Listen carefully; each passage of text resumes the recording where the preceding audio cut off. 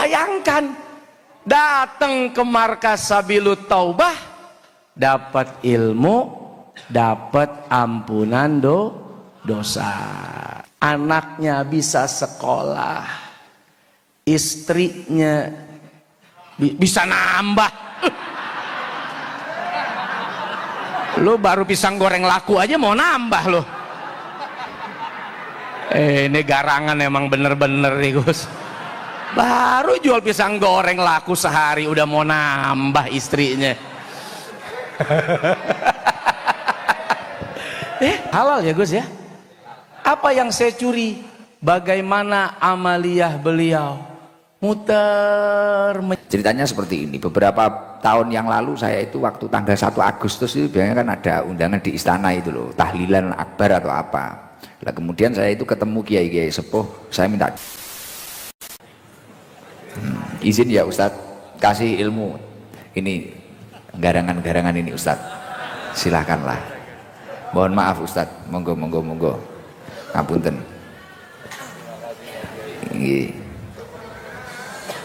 Saya duduk aja ya, menemani Gus Ikdam.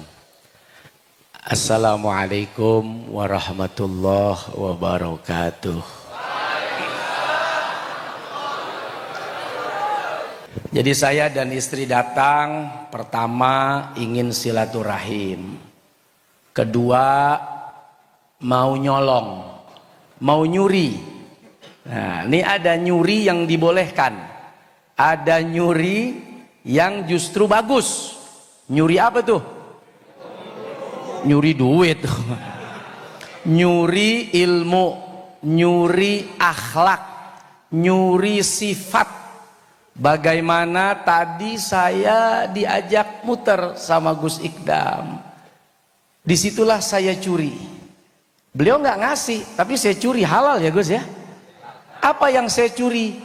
Bagaimana amaliyah beliau? Muter, menyapa, menegur, walau sekedar senyum, walau sekedar salam, walau sekedar menjawab apa yang disampaikan oleh ibu, bapak, bahkan anak-anak kecil. Dikasih duit, dikasih uang buat jajan. Menurut kita mungkin sederhana, menurut kita mungkin kecil, tapi di mata Allah dan Rasulnya itu adalah amalan besar. Kenapa? Karena banyak orang bercita-cita nanti kalau saya duitnya banyak baru saya kasih orang. Beliau 5.000 per orang, cuman kalinya 10.000. Tapi 5.000 itu dibagiin satu-satu setiap ketemu anak-anak kecil. Kita ini ngebagi nunggu duitnya 100.000. Malu saya masa ngasih 5.000. Tar kalau punya 100.000, tar kalau punya 1 juta, tar kalau punya 10 juta. Begitu punya 10 juta, kita nggak ngasih anak lagi, tapi ngasih showroom.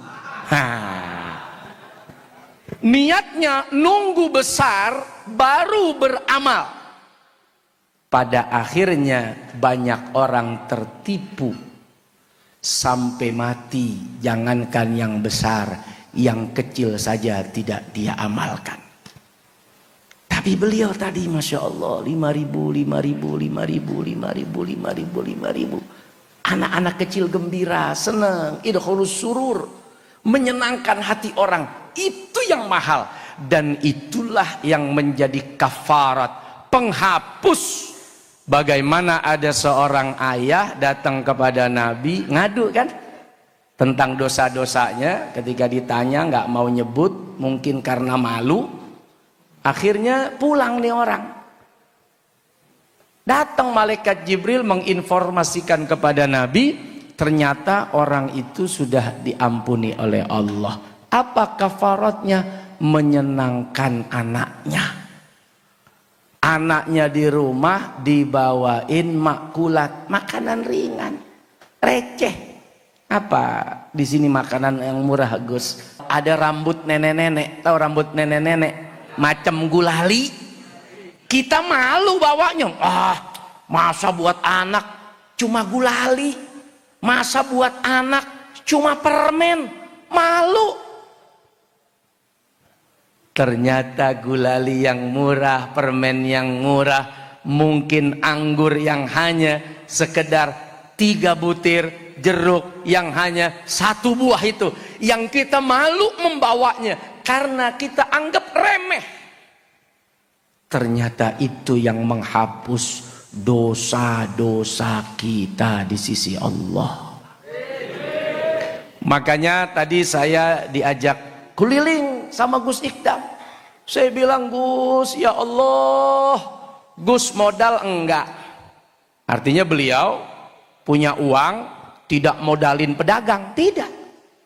Malah Gus bilang, saya malah nggak punya warung di sini. Tapi berapa keluarga yang hidup bisa makan anaknya, bisa makan istrinya, mungkin bisa bayar hutang dan selamat dari kecelakaan ekonomi sebab adanya Sabilut Taubah yang diadakan oleh beliau di markas ini.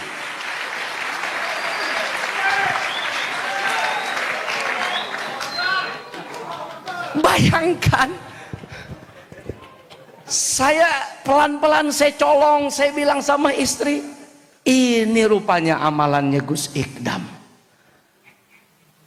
Itu yang dagang baju, yang dagang air, yang dagang kue, yang dagang makanan.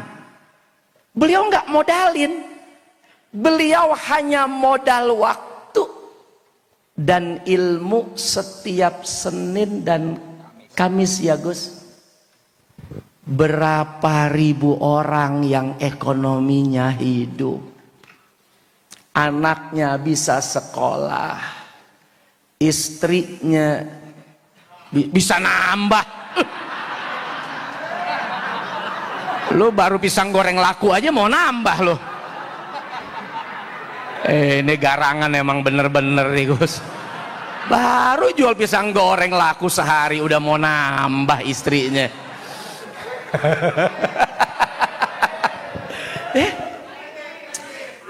Bayangkan beliau bukan mengeluarkan, kalau dihitung itu berapa puluh miliar orang bisa dagang di sini.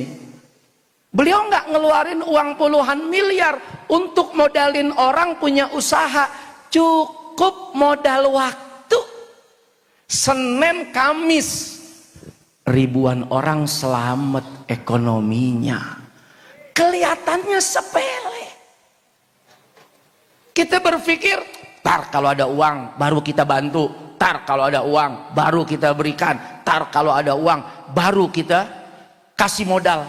Ternyata menyelamatkan ekonomi orang tidak selalu dengan uang. Beliau dengan waktu dan ilmu yang disiapkan, ribuan orang selamat ekonomi keluarganya. Makanya datang ke sini bawa uang, pulang pada jajan. Tahu jajan? Belanja. Beli pisang goreng tadi biar tukangnya bisa kawin lagi. Ngatunya besok dia jualan di depan, nggak jadi duduk di sini. Beli walaupun cuman makanan murah, nggak usah malu, bawa ke rumah kasih anak. Itu yang bikin dosa kita diampuni oleh Allah Subhanahu wa Ta'ala.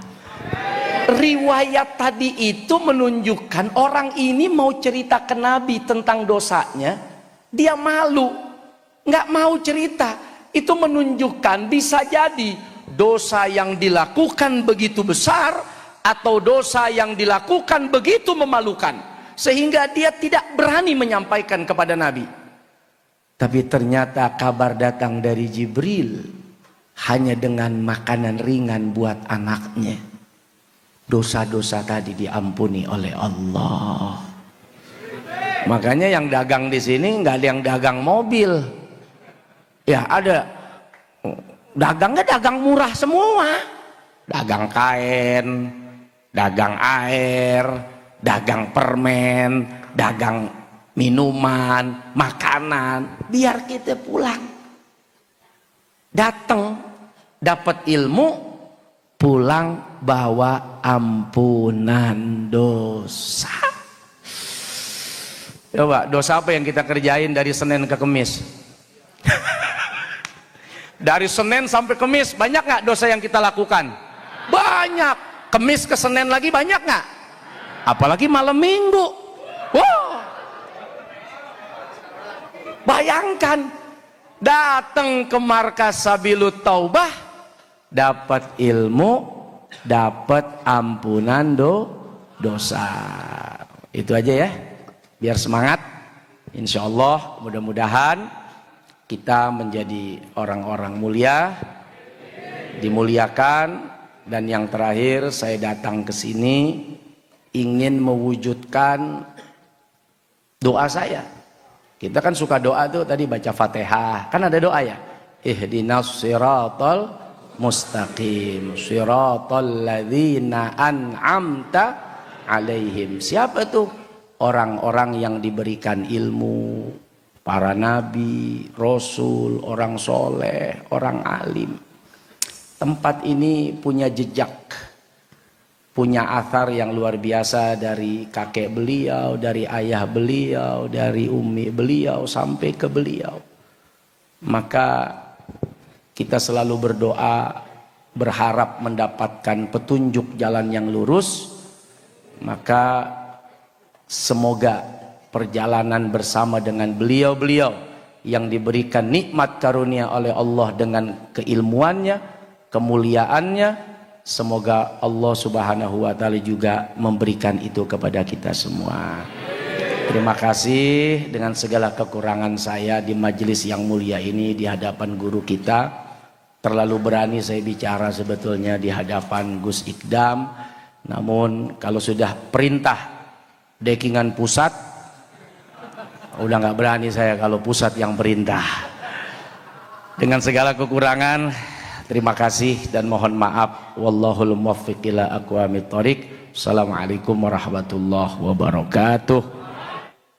Alhamdulillah. Masya Allah. Seneng ngefan sama Ustadz Sulmet. Terima kasih Ustadz, Masya Allah luar biasa. Alhamdulillah. Saya kira beliau mau ceramah, mau bilangin saya atau bahkan mengkritik saya, malah waduh terlalu memuji saya sampai kopiah saya nggak muat ini tadi Ustaz. Duh, bahaya ini, bahaya. Tapi luar biasa ya, artinya mungkin memang nahnu qasamna bainahum ma'isyatahum fil hayati dunya.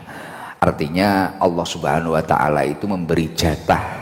Seseorang itu memang sesuai porsinya masing-masing. Seseorang itu memiliki jatahnya masing-masing. Jadi si fulan ini jatahnya apa, jatahnya apa. Mungkin Ustadz Sulmet ini jatahnya ya di TV, bahkan beliau tadi di sinetron, sampai bertemu istri beliau. Sampai kayak gitu. Mungkin kalau jatah saya ya ini menemani panjenengan semua ini, garangan-garangan ini tadi ya. Ya semoga doakan saya terus sehat Ustadz, dan doakan saya ini ya kuat ya, karena ya kadang anak-anak ini nggak begitu menguntungkan. Tapi alhamdulillah. Jadi saya itu kalau capek Ustadz, mungkin kita dari luar kota, luar pulau, luar negeri, kalau capek, ya vitamin saya ketika Senin sama Kamis duduk di sini, bahkan awalnya kadang ngantuk-ngantuk, kayak ini tadi saya capek gitu, ya nanti ketemu orang-orang ini nggak tahu, sehat lagi. vitamin. Padahal kalau dilihat kan kayak racun. Tapi ternyata kalau diajak ngaji itu jadi vitamin mereka itu. Iya, padahal kalau dilihat dari lahirnya, dohirnya itu ya kayak racun itu tadi. Jadi luar biasa, Masya Allah. Ya, tapi memang seperti itulah. Itu tadi istimewa yang didawuhkan Ustadz Solmed itu tadi. Ya, seperti bahasa simpel yang sering saya sampaikan kepada panjenengan semua. Artinya kita itu gimana menjadi seseorang itu jangan sampai selalu menunda-nunda. Mungkin sedekah, saya kalau harus punya uang banyak, mungkin tobat, kadang wah mumpung masih muda, kadang seperti itu. Padahal kata Ibnu Athaillah Sakandari itu ketika seseorang itu menunda-nunda amal solehnya atau menunda-nunda perilaku kebaikannya, berarti di dalam hatinya itu masih ada beberapa kotoran, di dalam jiwanya itu masih memiliki kotoran-kotoran. Nah, ketika kita itu ingin membersihkan kotoran-kotoran tersebut, ya mensegerakan. Ketika ingin tobat ya nggak usah menunggu besok-besok, ingin sedekah ya nggak usah menunggu harus sudah ngumpul banyak. Orang itu kadang kalau nggak punya apa-apa niat baiknya itu banyak, tapi setelah punya, ya itu berbeda memang. Nah, itu berat. Makanya saya cerita ke Ustadz Solmed, saya itu berusaha setiap Senin dan Kamis itu saya pulang. Karena kalau di luar kan saya mesti pulang itu kalau orang Jawa Timur di Bekasi berkat. Bahkan kadang ya ada yang dikasih uang, kadang ada yang dikasih apa. Tapi kalau saya Senin sama Kamis di sini, ya kadang malah ngeluarin uang saya. Belajar ikhlas. Belajar ikhlas itu, dan semua keikhlasan itu pasti berawal dari paksaan. Pasti berawal dari paksaan. Kamu bisa sabar dengan pasanganmu, kamu bisa istiqomah sholat berjamaah, kamu bisa tahajud bangun tengah malam, kamu bisa sholat hajat bangun tengah malam. Ini awalnya pasti dipaksa, dan ketika keterpaksaan yang kita upayakan itu terus kita istiqomahkan, itu akan menjadi keikhlasan yang sempurna. Karena biasa, ya udah, mungkin biasa sedekah biasa jamaah, kalau nggak jamaah gak enak, akhirnya ikhlas. Tapi kalau kita tidak mau memaksa diri kita, ya udah, diri kita ya kayak gitu aja, jadi garangan terus. Tapi yang jelas, kebaikan apapun yang pernah kamu lakukan ini tidak mungkin tidak akan berbuah hasil yang istimewa. Sejalan dengan apa yang didawuhkan oleh Allah Subhanahu wa taala di dalam surat Al-Isra. In ahsantum ahsantum li anfusikum. In ahsantum ahsantum li anfusikum. Bila kalian melakukan kebaikan, maka sejatinya kalian itu melakukan kebaikan untuk dirimu sendiri. Wa in asatum falaha. Ketika kamu itu melakukan keburukan, maka sejatinya kamu itu melakukan keburukan untuk dirimu sendiri. Loh Gus, tapi saya itu kadang berbuat baik terhadap fulan terhadap si A, si B. Tapi kemudian si A, si B itu membalas kita itu dengan keburukan. Loh, kebaikan yang kita upayakan terhadap orang lain, ini pasti akan kembali kebaikan ke dalam diri kita, walaupun tidak pasti kembali dari orang yang kita perlakukan baik. Jadi semisal saya baik sama Danu, belum tentu yang membalas kebaikan itu pasti Danu, tapi Allah itu pasti akan membalas kebaikan yang kita lakukan itu tadi. Saya baik sama Ustadz Solmed, belum tentu nanti yang balas kebaikan Ustadz Solmed, tapi bisa jadi Allah itu melewatkan jalur yang lain. Ustadz Solmed baik dengan saya, belum tentu yang balas kebaikan Ustadz Solmed ke saya ini tadi pasti saya belum tentu. Makanya kalau panjenengan itu melakukan kebaikan, sudahlah. In ahsantum ahsantum li anfusikum. Yakinlah bahwasanya kebaikan yang kamu lakukan itu akan kembali kepada dirimu sendiri. Walaupun tidak dari orang yang kamu perlakukan baik, tapi artinya Allah pasti akan membalasnya. itu pasti itu. Lah banyak orang gagal atau kecewa melakukan kebaikan itu karena memiliki ekspektasi, saya baik dengan si A nanti biar balas baik dengan saya. Akhirnya si A tidak balas kebaikan, patah semangat, sudah apa, kecewa, kuciwo, wes kecewa. Oh saya ini padahal sudah tulus, sudah baik loh Gus, tapi dia malah balas dengan keburukan. Ya udah, saya juga balas keburukan. Wah ini yang salah. Kita dibaiki oleh saya itu pernah Ustadz, ini contoh. Saya itu penting punya prinsip. Selagi ada orang itu menghina saya atau apapun itu, ini ya untuk pembelajaran diri saya sendiri. Ceritanya seperti ini. Beberapa tahun yang lalu saya itu waktu tanggal 1 Agustus itu biasanya kan ada undangan di istana itu loh, tahlilan akbar atau apa. Nah, kemudian saya itu ketemu kiai-kiai sepuh, saya minta doa. Pada waktu itu kondisi saya dan majelis ini banyak yang hujat lah. Mungkin apa itu wes para, ya ini karena anak-anak ini kan macam-macam. Tadi istrinya Ustadz Solmed saja ketawa-ketawa tak kasih tahu kalau Harlah itu kita itu ya ada band. Dulu Marginal itu ke sini. Marginal yang tatonya penuh itu loh. Jakarta, band punk itu ke sini. Nah, akhirnya kan kita dihujat dan sebagainya.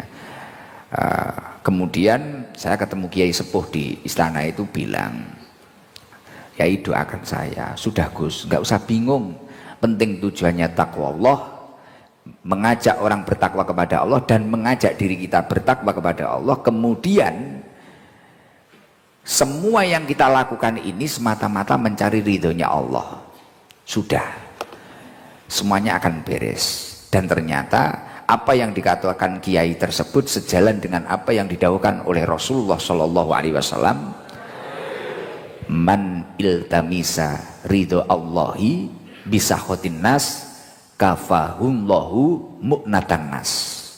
Barang siapa yang fokus mencari ridhonya Allah di saat orang lain itu tidak suka kepada dirinya, maka kafahumlahu mu'natan nas, Allah akan mencukupkan dirinya dari bergantung dari orang lain.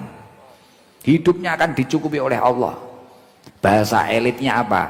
Entuk dekengan pusat.